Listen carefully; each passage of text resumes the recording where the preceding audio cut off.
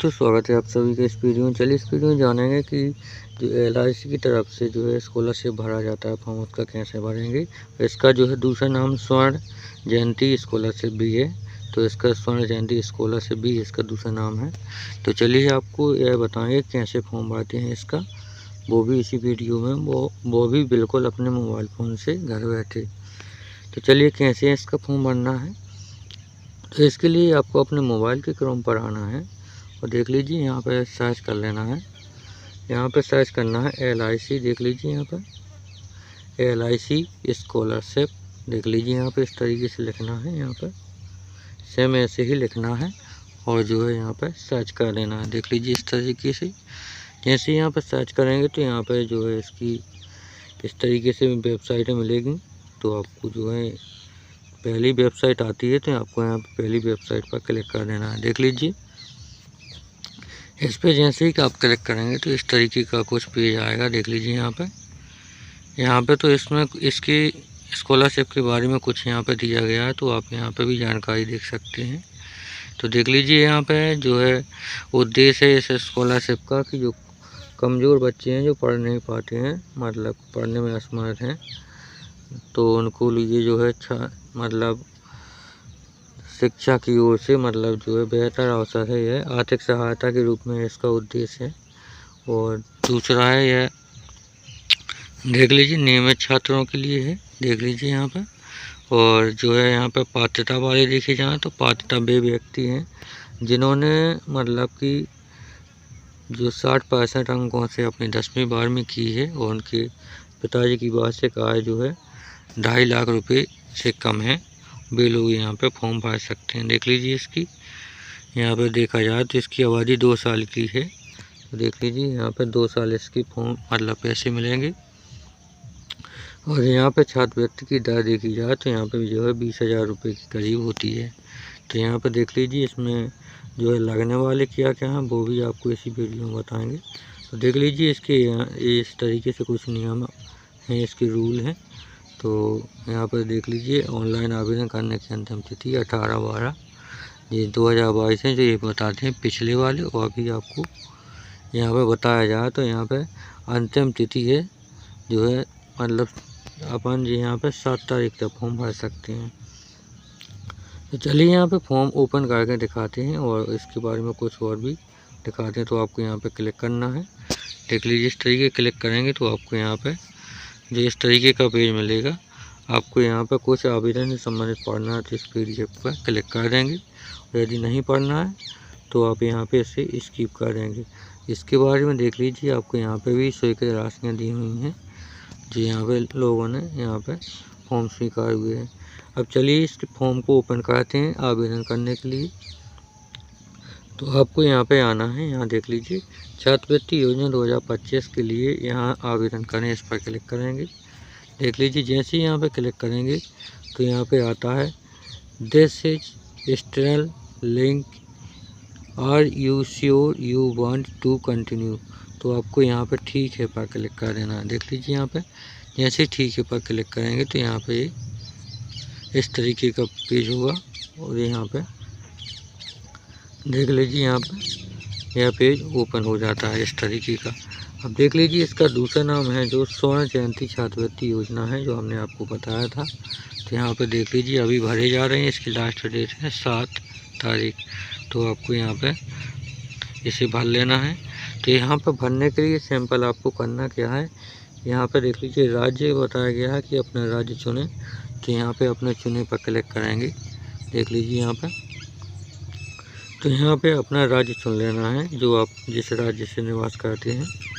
तो अपना इस तरीके से राज्य चुन लेंगे। देख लीजिए यहाँ पे ये राज्य चुन लिया जैसे कि यहाँ पे।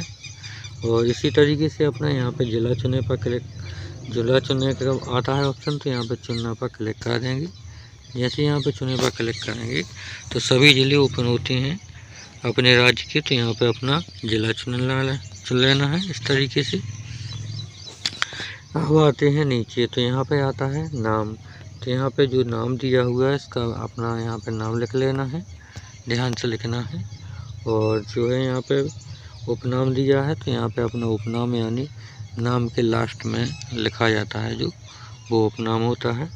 और इसी तरीके से यहाँ पे आता है पिताजी का नाम, तो यहाँ पे पिताजी का नाम यहाँ पे लिख देना है।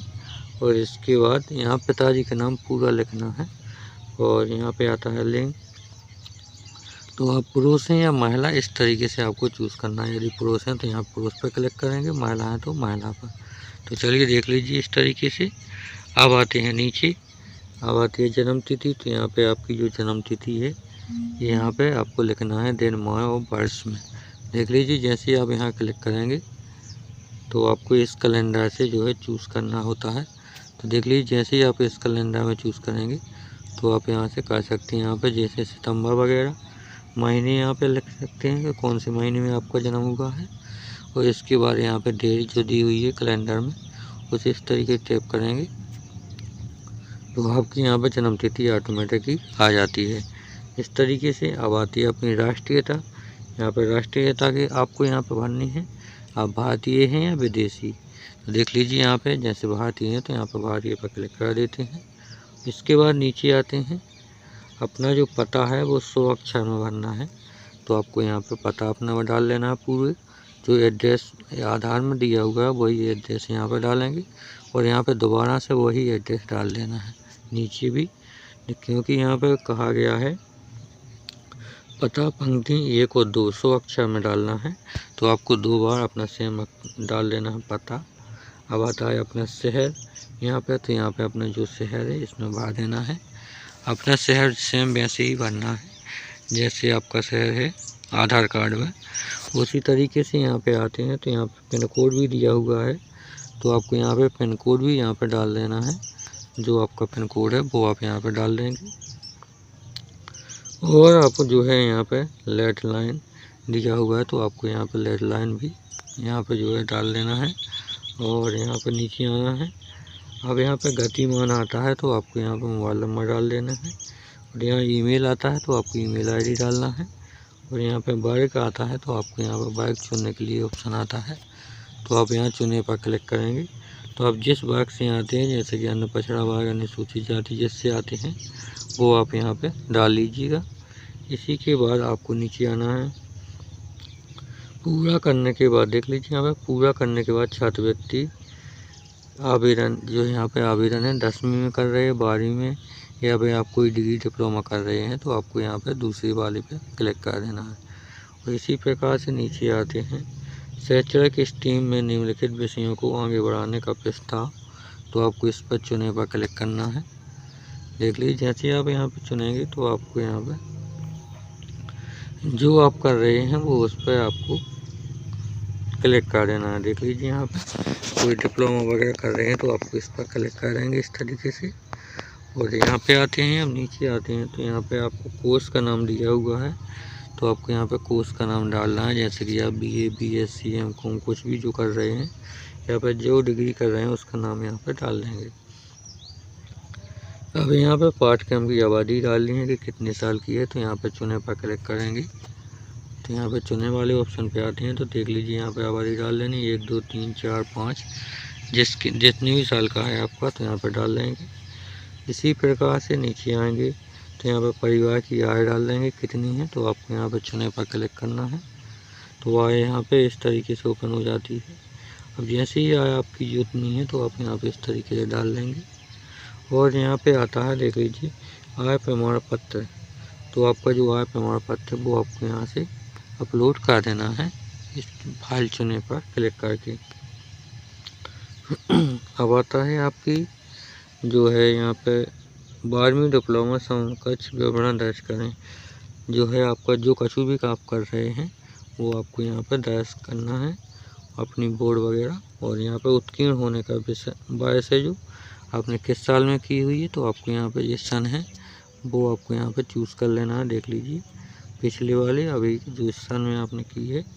इसी तरीके से आता है आपका अंकों का प्रतिशत, तो आपने 12वीं कितने अंकों में की है तो आप यहाँ पर डालेंगे। और CPS स्कोर क्या है आपका वो आप यहाँ पर डालेंगे। और जो मार्कशीट अपलोड करें तो आपको यहाँ से अपनी मार्कशीट अपलोड कर देनी है। अब आते हैं नीचे तो यहाँ पर दिया हुआ है प्रवेश का वर्ष, तो आपको यहाँ पे किस साल प्रवेश कर रहे हैं वो आपकी सन यहाँ पे आपको डाल देनी है इस तरीके से ओपन करके। तो जाहिर है कि आप अभी इस फॉर्म भर रहे हैं तो अभी की सन यहाँ पे सेलेक्ट रहेगी। और यहाँ पे प्रवेश का प्रमाण पत्र अपलोड करनी है, यानी जो फीस का आपने पेमेंट की है वो आपको यहाँ पे अपलोड कर देनी है पेज। और इसके बाद नीचे आएंगे तो यहाँ पे आपको जो परिवार की छात्रवृत्ति के लिए आवेदन है, जो आपको यदि छात्रवृत्ति मिल रही है तो हाँ करेंगे, अदरवाइज नहीं। यहाँ पर देख लीजिए और यहाँ पर नीचे आना है। तो यहाँ पे जो है आपके आवेदन करने वाले परिवार का नाम यहाँ पर डालना है और यहाँ पे संबंध उसका, इस पर चुने पर क्लिक करके। और क्या आप छात्रवृत्ति प्राप्त कर रहे हैं तो यहाँ पे हाँ और ना में क्लिक करेंगे। देख लीजिए यहाँ पर इस तरीके से अब आता है। यहाँ पे जो है छात्रवृत्ति का नाम निजी सरकारी यहाँ पर डाल देंगे, छात्रवृत्ति की राशि यहाँ पर डाल देंगे। और यहाँ पे जो आता है बैंक का विवरण आता है, तो आपको बैंक का विवरण डालना है, जैसे कि IFSC कोड आपको यहाँ पे डाल देना है, बैंक का नाम आपको यहाँ पे डाल देना है, शाखा का नाम आपको यहाँ पे डाल देना है किस शाखा में है, और खाता संख्या क्या है वो आपको यहाँ पे डाल देनी है। देख लीजिए यहाँ पे आती है मेन बात खाता संख्या की होती है, तो आपको यहाँ पे खाता संख्या सही से डालना है। और आधार अंक के अंतिम 4 अंक यानी लास्ट के 4 अंक आपको यहाँ पे डाल देने हैं आधार कार्ड के। इसी के बाद आपको नीचे आना है तो यहाँ पे जो है घोषणा पत्र आता है यहाँ पे, तो आपको यहाँ पे जो है घोषणा आपको यहाँ पे कर देनी है कि सभी इसमें बॉक्स में टिक लगा देने हैं आपको। देख लीजिए इस तरीके से आपको टिक लगा देने हैं। जैसे ही आप टिक लगाएंगे आप नीचे आएंगे। अब यहाँ से आपको जो है सबमिट कर देना है। देख लीजिए यहाँ पे आके आपको इस पर क्लिक कर देना है और सबमिट कर देना है। तो चलिए आप यहाँ पे जो है भर लेते हैं इस फॉर्म को, और आप भी भर लीजिए और सबमिट कर देते हैं। तो देख लीजिए यहाँ पर जैसे ही आप यहाँ पर सबमिट करते हैं तो आपका यह फॉर्म सबमिट हो जाता है और आपको कहीं भी यह फॉर्म जमा करने की आवश्यकता नहीं होती है। यह आपका यहीं से जमा हो जाता है और ना ही कॉलेज जाने की आवश्यकता पड़ती है। तो आपको इस वीडियो की यह जानकारी अच्छी लगी तो इस वीडियो को लाइक कीजिए, चैनल को सब्सक्राइब अपने दोस्तों के साथ भी शेयर करें ताकि आपके दोस्त भी इस तरह की जानकारी प्राप्त कर सके। और यदि आपको और भी किसी जानकारी चाहिए तो आप इस कमेंट में अपने टॉपिक का नाम दीजिए, आपके टॉपिक का भी वीडियो बना कर अपलोड करेंगे। तो चलिए इस वीडियो को वो चैनल को सब्सक्राइब करके अवश्य रखें ताकि आपको अगला वीडियो देखने को मिलता रहे।